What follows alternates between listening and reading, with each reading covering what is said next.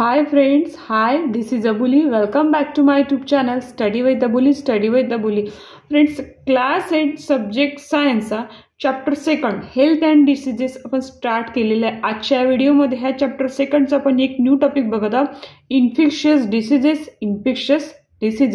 Friends, ह्या चॅप्टरचे काही video बनवलेले आहे, अदर काही व्हिडिओज आहेत, त्याची लिंक डिस्क्रिप्शन बॉक्समध्ये दिलेली आहे आणि डिस्क्रिप्शन बॉक्समधील चॅनल लिंकला नक्की व्हिजिट करा. आणि फ्रेंड्स, कसलाही वेळ न घालवता आपण आपल्या व्हिडिओला स्टार्ट करूया.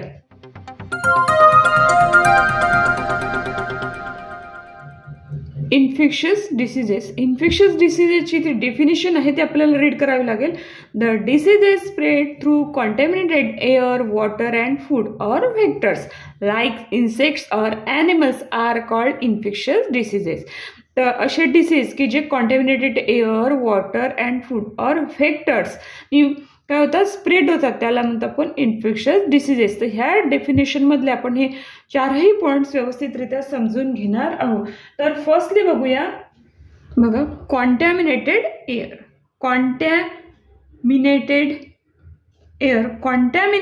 एअर म्हणजे काय, तर दूषित हवा. काय, दूषित हवा. तर ही दूषित हवा का म्हणतो त्याला आपण, त्यामध्ये काय असते, त्यामध्ये असते टॉक्सिक सबस्टन्स, जीवघेणे सबस्टन्स. टॉक्सिक पदार्थ, जीवघेणे पदार्थ असतात त्यामध्ये. ते कोणते, तर बघा, लाईक हायड्रोकार्बन त्या कशात असतात, एअरमध्ये असते. हायड्रोकार्बन, कार्बन डायऑक्साईड,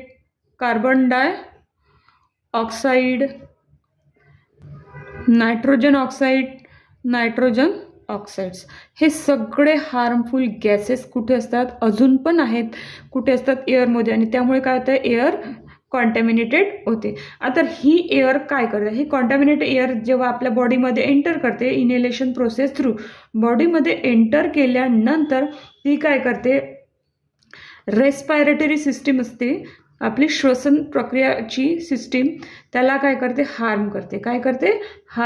त्याला ही कॉन्टॅमिनेटेड एअर आहे, त्यातले हे टॉक्सिक सबस्टन्स ते काय करते, हार्म करते, म्हणजे त्याला डिस्ट्रॉय करण्याचा प्रयत्न करते. मग ही एअर कॉन्टॅमिनेटेड कशी होते, ह्याचा सोर्स काय आहे, सोर्स आहे फॉरेस्ट फायर, म्हणजे जंगलं जाळल्या जाते ना, त्याच्यातून निघणारा ज्या धूर असतो, त्या स्मोक असतो, त्या धुरामुळे सुद्धा काय होते, एअर कॉन्टॅमिनेटेड होते.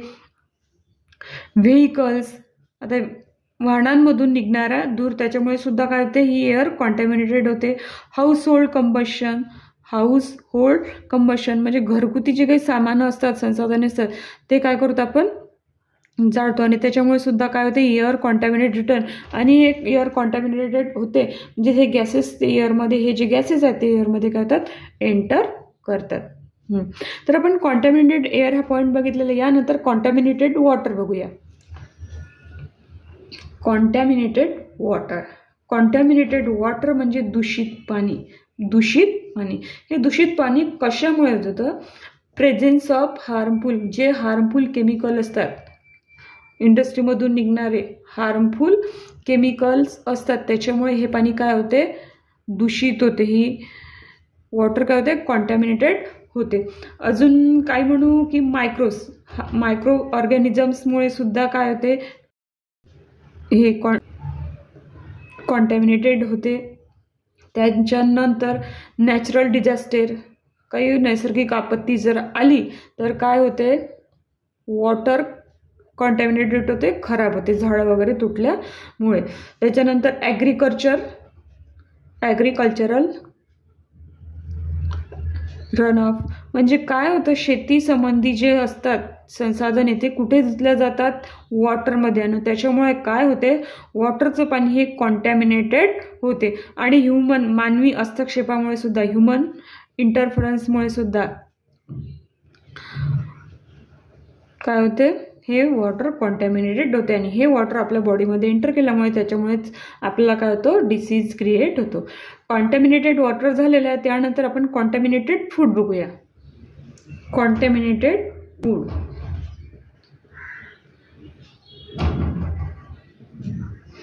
कॉन्टॅमिनेटेड फूड म्हणजे दूषित अन्न, खराब झालेलं अन्न, ते कॉन्टॅमिनेटेड फूड. म्हणजे त्याला कॉन्टॅमिनेटेड फूड का म्हणतो, त्यामध्ये असते हार्मफुल सबस्टन्सेस सबस्टन्सेस और पॅथोजन्स. आता पॅथोजन्स म्हणजे काय? पॅथोजन्स म्हणजे काय? Disease creating micro organism. Disease creating micro organism. Disease creating micro organism की ज्याच्यामुळे आपल्याला काय तो डिसीज क्रिएट होतो. म्हणजे ते कोणकोणते? तर व्हायरसेस, बॅक्टेरिया, फंगी. आणि हे बॉडीमध्ये एंटर केल्यामुळे काय होते? सहसा माणसं काय होतात? बिमार पडतात. सगळे पीपल्स ते काय होतात? बिमार पडतात.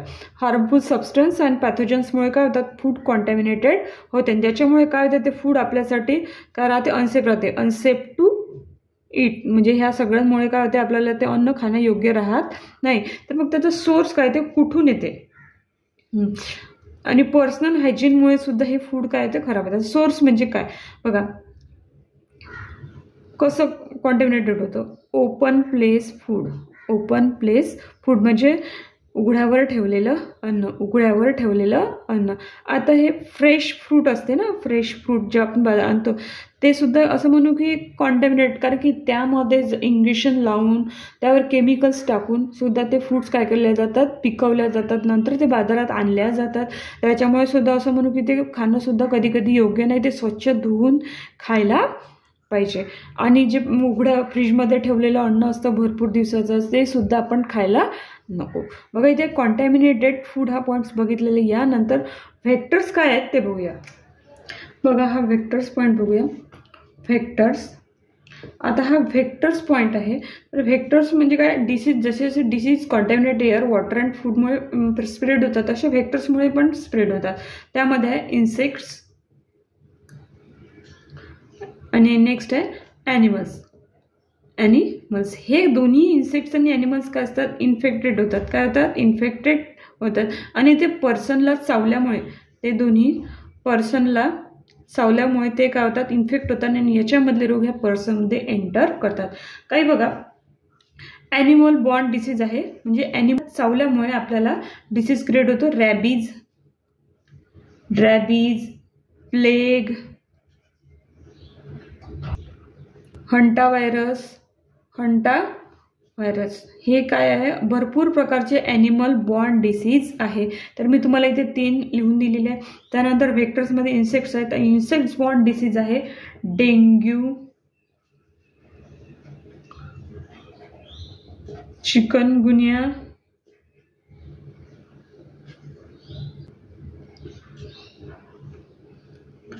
Malaria etcetera. बघा जसे disease contaminate air, water and फूडमुळे होतात तसेच व्हेक्टरमुळे सुद्धा होतात. बघा ही इन्फेक्शन डिसीजची डेफिनेशन आपण व्यवस्थितपणे समजून घेतलेली. यानंतर आपण बघूया. बघा डेफिनेशन आपण इथे व्यवस्थित प्रमाणे समजून घेतले. यानंतर काही हे इन्फेक्शियस डिसीजचे एक्झाम्पल बघूया. बघा इन्फेक्शियस डिसीजचे एक्झाम्पल्स. हे एक्झाम्पल बेस्ड आहे कॉन्टॅमिनेटेड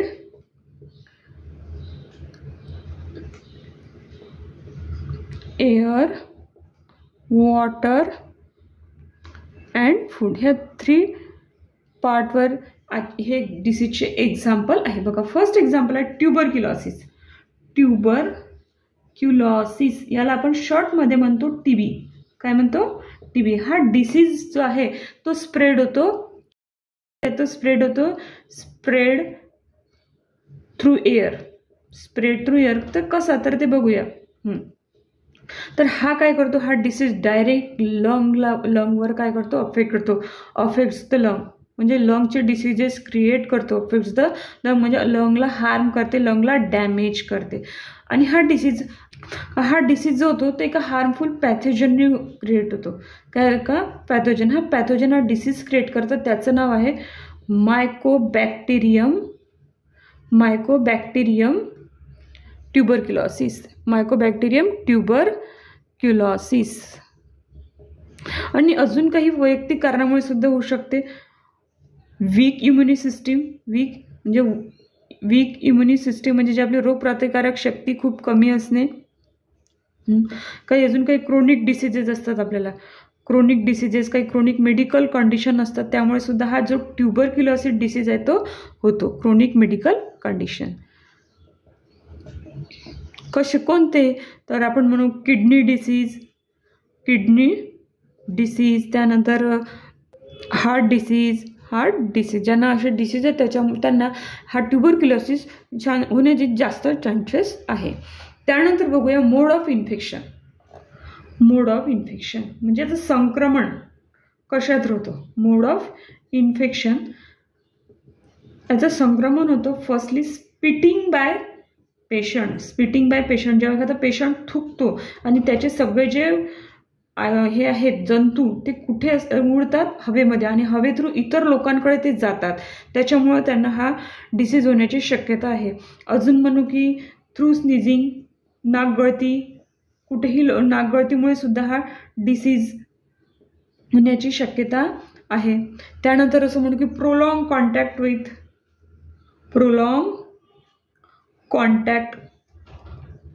and sharing of material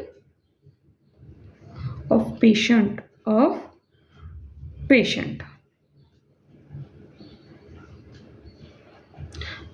prolong contact and sharing of material of patient म्हणजे काय, पेशंटच्या नेहमी संपर्कात राहणे, त्याच्या वस्तू वापरल्याने सुद्धा याचे जंतू एअर थ्रू अदर पर्सनला इन्फेक्ट करतात.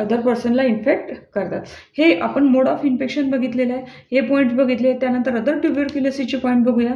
बघा याचे सिम्पटम्स काय आहे. ट्युबरक्युलोसिसचे सिम्पटम्स आहेत चेस्ट पेन, छातीत दुखतो, क्रोनिक कफ, काही जुनाट कफ असणे, फटीग म्हणजे भरपूर थकवा येतो. याची लक्षणं काय आहे आजाराची, सिम्पटम्स म्हणजे लक्षणे, खूप थकवा येणे. त्याच्यानंतर आपण म्हणू की वेट लॉस, भरपूर प्रमाणात वेट लॉस होतो, वजन कमी होणे. फीवर आहे ह्या ट्युबरक्युलोसिसचं, फीवर. इमॅसिएशन म्हणजे क्षीण होणे, कशातही लक्ष न लागणे. नाईट स्वीट्स म्हणजे रात्रीला भरपूर घाम येणे, नाईट स्वीट्स. अशी ह्या आजाराची काय लक्षणे आहेत. चेस्ट पेन, क्रोनिक कफ, फटीग म्हणजे अतिशय थकवा येणे, वेट लॉस म्हणजे वजन कमी होणे, ताप येतो. इमॅसिएशन म्हणजे लक्ष न लागणे, क्षीण झाल्यासारखं वाटणे, आणि नाईट स्वीट्स म्हणजे रात्रीच्या वेळी घाम येणे.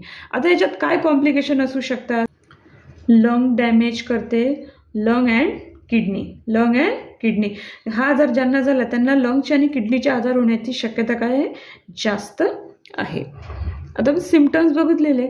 याच्यानंतर बघूया डायग्नोसिस. याच्यावर काय निदान आहे. डायग्नोसिसची टेस्ट, हे ट्युबरक्युलोसिसच्या काही टेस्ट असतात. ब्लड टेस्ट, त्याच्यानंतर chest test, sputum test. Sputum म्हणू की थुंकी जी असते ना, थुंकी किंवा त्याच्यातून येणारा जो कफ आहे त्याची टेस्ट करणे. बायोस्पी चेस्टचे जे टिश्यूज असतात, टिश्यू टेस्ट म्हणतो आपण त्याला, टिश्यू टेस्ट ही केल्या जाते. त्यानंतर काय, आता ह्या ट्युबरक्युलोसिसवर काय प्रिव्हेन्शन आहे, त्याच्यावर काय ट्रीटमेंट आहेत ते बघूया. प्रिव्हेन्शन म्हणजे त्याचं प्रतिबंध काय, ट्रीटमेंट म्हणजे त्याच्यावर उपाय काय, म्हणजे तो झाल्यानंतर त्याला कसं ट्रीट करायचं, त्याच्यावर काय उपाय करू शकतो. बघा प्रिव्हेन्शन अँड ट्रीटमध्ये BCG व्हॅक्सिन, प्रिव्हेन्शन म्हणून BCG व्हॅक्सिन दिल्या जाते जेणेकरून हा रोग होऊ नये. मग काय करायचं, तर आयसोलेशन ऑफ पेशंट. ज्या पेशंटला ज्यांना हा रोग झालेला आहे, ज्यांना हा ट्युबरक्युलोसिस झालं आहे त्यांना वेगळं ठेवणं, कारण की बाहेर अदर काही इन्फेक्टेड पॅथोजन असतात त्यांना इन्फेक्ट करू नये पेशंटला, किंवा अजून कोणाला पसरू नये म्हणून त्याला आयसोलेशनमध्ये ठेवल्या जातं. आणि एक डॉट सिस्टीम आहे. डॉट म्हणजे डायरेक्ट ऑब्झर्व थेरपी. याचा यूज करून म्हणजे काही मेडिकल वर्कर्स असतात, त्या वर्करच्या कारणाने म्हणू की आपण नर्स वगैरे त्यांच्या देखरेखीखाली, डायरेक्ट डॉक्टरच्या देखरेखीखाली या पेशंटला ठेवल्या जातात जेणेकरून तो लवकर बरा हो. आपण फर्स्ट एक्झाम्पल बघितलं ट्युबरक्युलोसिस. यानंतर नेक्स्ट बघूया. बघा सेकंड आहे हेपॅटायटिस आहे म्हणजे जॉन्डिस. काय आहे, जॉन्डिस. हेपॅटायटिस म्हणजे काय,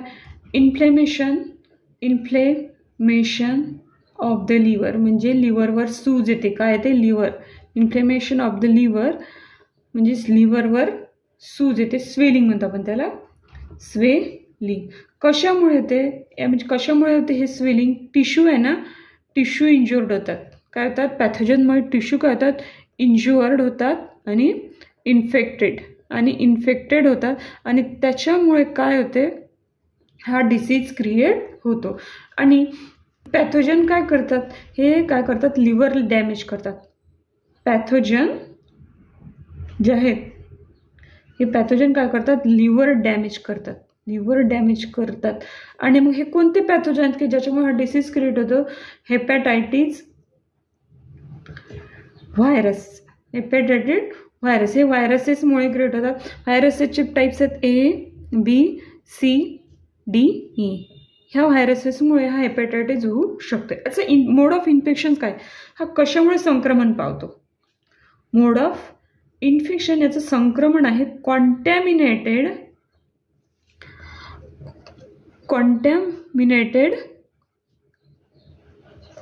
वॉटर अँड अल्कोहोलिक कन्झम्पशन. जे लोक भरपूर प्रमाणात दारू पितात,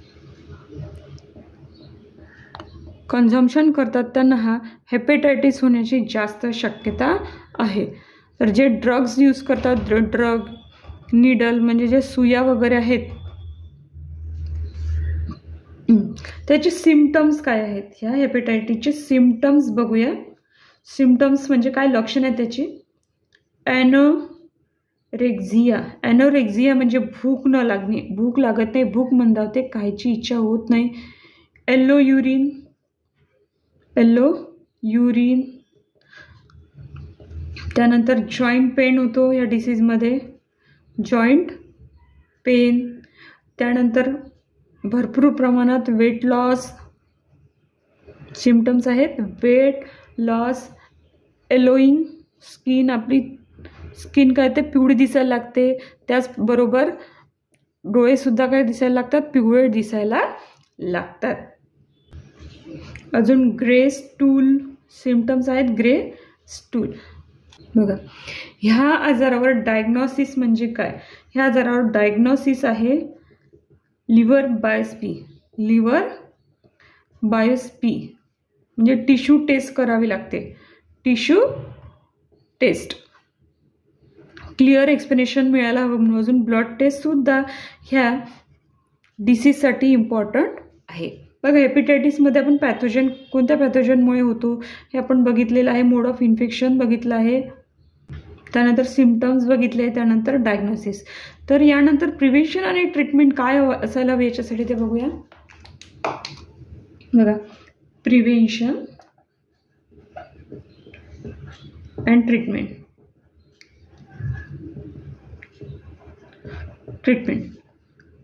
not drinking too much alcohol. Not drinking म्हणजे भरपूर प्रमाणात तुम्ही म्हणजे जास्त दारू प्यायने चांगलं नाही, हे टाळलं पाहिजे. अल्कोहोल घेणे, अल्कोहोल कन्झम्पशन टाळलं पाहिजे. त्यानंतर वॅक्सिन असते, हे वॅक्सिन घेतली पाहिजे. त्यानंतर प्रॉपर क्लिनिंग ऑफ हँड, हाताची स्वच्छता व्यवस्थित करणे, proper cleaning of hands. Drinking boiled water म्हणजे काय? उकळलेलं पाणी, कोमट पाणी पिणे. त्यामुळे काय होतं? त्याच्यातले जम्स जे असतात ते पॅथोजन काय होतात? बॉईल केल्यामुळे ते किल होतात. तर त्याच्यामुळे हे पाणी ह्या डिसीजसाठी फार योग्य आहे, म्हणजे त्यामुळे हा डिसीज कमी होण्यास मदत होते. आता सेकंड झालेला आहे. त्यानंतर नेक्स्ट इन्फेक्शस डिसीज बघूया. बघा, नेक्स्ट आहे डिसेंट्री. डिसेंट्री म्हणजे inflammatory disease of the intestine. आतड्याचा दाहक रोग त्याला म्हणतो आपण डिसेंट्री. हा डिसेंट्री काय करते? कशामुळे होते? तर पॅथोजनमुळे होते. काय ते? पॅथोजन. कोणकोणते पॅथोजन होते? तर बॅक्टेरिया, व्हायरस, त्याच्यानंतर शिगेला बॅसिलाय,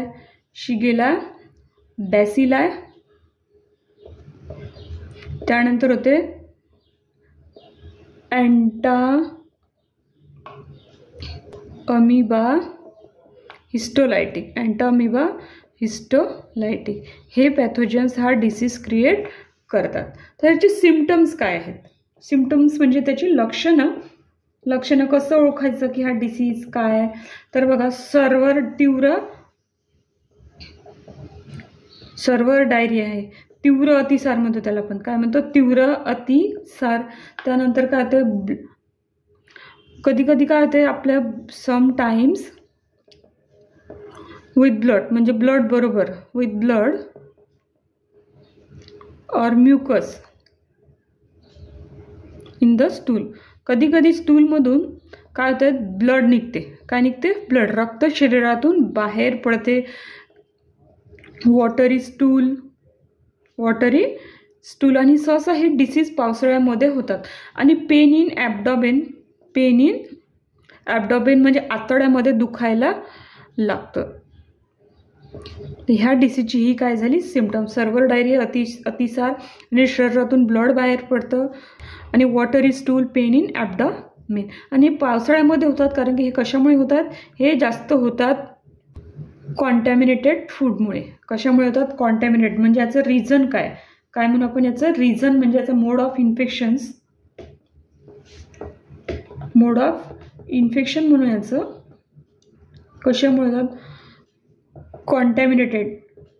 आता हे contaminated water and food, contaminated food and water हे काय आहे? आपण ह्या इन्फेक्शियस डिसीजच्या डेफिनेशनमध्येच बघितलेलं आहे, दूषित अन्न आणि दूषित पाणी. तर याच्यासाठी प्रिव्हेन्शन काय आहे? प्रिव्हेन्शन आणि ट्रीटमेंट. प्रत्येक रोगांवर काय असते? प्रतिबंध आणि उपाय असतो. तर ते काय आहे? डिसेंट्रीवर बघा, ड्रिंकिंग बॉइल्ड वॉटर म्हणजे नेहमी उकळलेलं पाणी प्यावं. म्हणजे उकळलेलं काय? ते उकळून थोडं कोमट होऊ द्यावं, आणि नंतर काय त्या काय होतात ते बॉइल्ड, ज्याच्यामुळे त्याला ते बॉइल्ड वॉटरमुळे काय असतं, जर्म्स त्यामध्ये किल होतात. त्याच्यामुळे ते शरीराला इन्फेक्ट करू शकत नाही. प्रॉपर स्टोरेज ऑफ फूड म्हणजे नेहमी अन्न झाकून ठेवावं आणि स्वच्छ भांड्यात ठेवावं, आणि अन्न कुठे ठेवलं आहे, काय ठेवलं आहे याची प्रॉपर काय करायची? दक्षता घ्यायची. क्लिनिंगवर भर द्यायचं. त्याच्यामुळे क्लिनिंग जर व्यवस्थित राहिलं तर आपल्याला हा रोग होण्याची कमी शक्यता असतं. मग काय करायचं? ORS कन्झम्पशन हे सुद्धा एक या प्रिव्हेन्शन आणि ट्रीटमेंटचा भाग आहे. तर बघूया, इन्फेक्शियस डिसीजमध्ये डिसेंट्री बघितलेलं आहे. ह्यानंतर नेक्स्ट डिसीज बघूया. बघा, कॉलरा हा सुद्धा डिसीज पावसाळ्यामध्ये होतो. हा डिसीज काय आहे? हा डिसीज म्हणजे काय? एक ॲक्यूट डायरियल इन्फेक्शन. काय आहे? Acute diarrhoeal infection. छोटा तीव्र अतिसार म्हणू त्याला आपण. आणि काय होतो? हा जसं काही पर्सनल गोष्टीमुळे सुद्धा होऊ शकतो. लो ब्लड शुगरमुळे सुद्धा होतो. लो पोटॅशियममुळे सुद्धा हा डिसीज होण्याची शक्यता काय आहे? जास्त नाकारता येत नाही. डिसीज होण्याची लो पोटॅशियम लेवलमुळे सुद्धा डिसीज होण्याची शक्यता नाकारता येत नाही. आणि हा पॅथोजन कोणत्या पॅथोजनमुळे होतो? बॉडीमध्ये पॅथोजन एंटर करतात. कोणता पॅथोजन? तर होतो कोलेरिया बॅक्टेरियम.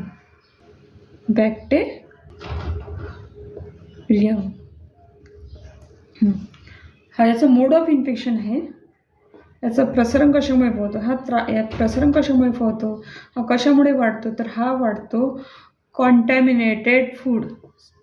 हे सहसा पावसाळ्यात होणारी काय डिसीजेस आहेत? तर ते सहसा कॉन्टॅमिनेटेड फूड अँड वॉटरमुळेच. याचे सिम्पटम्स आहेत. याचे सिम्पटम्स म्हणजे काय? ओमेटिंग म्हणजे काय? मळणे, उलटी होणे. त्याच्यानंतर आहे सर्व्हर डायरिया म्हणजे थोडाफार प्रमाणात आतड्याला त्रास होणे. क्रॅम्प्स इन लेग्स म्हणजे पाय दुखणे. पाय दुखते. आणि जे कोलेराचं इन्फेक्शन असतं हे माइल्ड असतं, जसं जॉन्डिस हेपेटायटिसपेक्षा ते कमी असतं. Prevention and treatment. प्रत्येक आजारामध्ये प्रिव्हेन्शन आणि ट्रीटमेंट हा काय असतो, पार्ट असतो. प्रिव्हेन्शन अँड ट्रीटमेंट फॉलो करावं लागते. फॉलो पर्सनल हायजीन म्हणजे वैयक्तिक स्वच्छता, hygiene. Follow personal hygiene practice म्हणजे स्वतः वैयक्तिक स्वच्छता ठेवायला पाहिजे. प्रॉपर हँड वॉश करायला पाहिजे स्वच्छ साबणाने पाण्याने. आणि अवॉइड करायचं नेहमी ओपन प्लेस फूड. बाहेर ठेवलेलं अन्न अवॉइड ओपन प्लेस फूड, त्यावर खूप जंतू राहतात.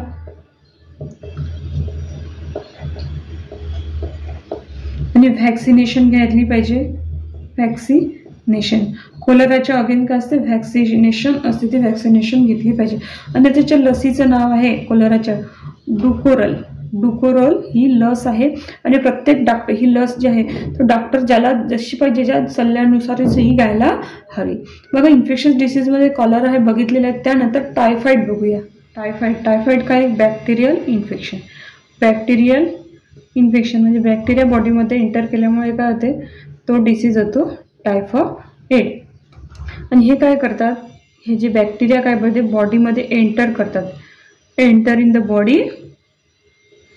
आणि काय होतात, मल्टिप्लाय भरपूर प्रमाणात ते स्वतःला काय करतात, वाढवून घेतात. आणि त्याच्यामुळे काय होते, बॉडीमध्ये इंटेस्टाईन इन्फेक्शन होते, इंटेस्टाईन. आणि बाकी इतर अवयवांना सुद्धा ते काय करतात, हार्म करतात. आणि जो पॅथोजन आहे, पॅथोजन बघूया कोणत्या पॅथोजनमुळे होते. हे पॅथोजन सल्मोनेला टायफी ह्या नावाच्या बॅक्टेरियामुळे काय होते, बॅक्टेरियम म्हणजे एकटा बॅक्टेरियामुळे हे होतात डिसीज. याचं कशामुळे स्प्रेड होते, याचं मोड ऑफ इन्फेक्शन काय आहे, संक्रमण काय आहे, याचं कशामुळे संक्रमित होतो. हा होतो कॉन्टॅमिनेटेड फूड अँड वॉटरमुळे. कशामुळे होतो, दूषित अन्न आणि पाण्यामुळे. कॉन्टॅमिनेटेड फूड अँड वॉटरमुळे काय होतो, हा डिसीज क्रिएट होतो. ह्या डिसीजचे जे लक्षण आहे, सिम्पटम्स, ती लक्षात घेण्याजोगी आहे, त्याच्यावर दुर्लक्ष करून चालणार नाही. ॲनोरेक्झिया म्हणजे भूक लागत नाही. काय लागत नाही, भूक लागत नाही, आपली भूक मंदावते, काही खायची इच्छा होत नाही. हेडेक म्हणजे डोकं दुखते, खूप प्रमाणात डोकं दुखते. त्याच्यानंतर रॅशेस ऑन ॲब्डोमेन, उदर पोटावर हे काय होतात, रॅशेस होतात, पुरळ येतात. डिसेंट्री होते. आणि फीवर, खूप जास्त प्रमाणात ताप येतो, fever up to 140 degree Fahrenheit इतका हा ताप येतो. कफ होतो. मसल एक म्हणजे मसल पेन म्हणतो त्याला आपण. ओमिटिंग सुद्धा ही सिम्पटम्स आहेत ह्या टायफॉइडची. आणि काय होतं, ह्या सिम्पटम्स म्हणजे याच्यावर ताप जो येतो तो ताप 15 दिवसात निघून जातो, परत 15 दिवसात येतो. म्हणजे याच्यावर जे आपलं जे टेम्परेचर हाय लो आहे याच्यावर लक्ष ठेवायचं, कारण ह्या टायफॉइड कधी कधी जीवघेणा सुद्धा भयानक सुद्धा रूप धारण करू शकतो. तर ह्या टायफॉइडवर काही प्रिव्हेन्शन आणि ट्रीटमेंट आहे. काही प्रिव्हेन्शन आणि ट्रीटमेंट आहे.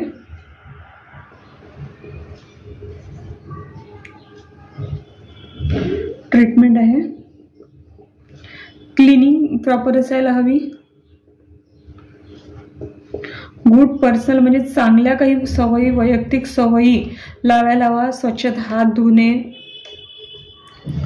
स्वच्छता पाने, कुक फूड म्हणजे चांगलं शिजवलेलं अन्न खायचं, ओपन प्लेस फूड टाळायचं. आणि डिस्पोजल ऑफ सेवेज म्हणजे सांडपाण्याची व्यवस्था करायची व्यवस्थित, आणि पाणी झाकून ठेवायचं. वैयक्तिक स्वच्छता कशी असते सगळ्यांना माहीत असते. क्लिनिंग. तर ह्या सगळ्या गोष्टी टायफॉइडमध्ये महत्त्वाच्या आहे.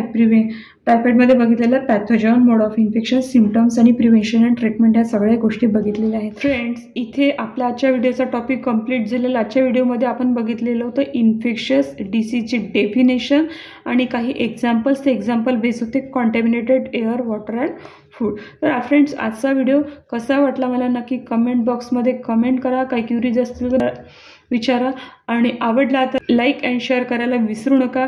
आणि नेक्स्ट व्हिडिओमध्ये आपण बघणार आहोत examples of infectious disease based on vector. तर त्यासाठी ह्या चॅनलला सबस्क्राईब करून बेल आयकॉनला प्रेस करायला विसरू नका. Thank you for watching this video. Take care and good bye.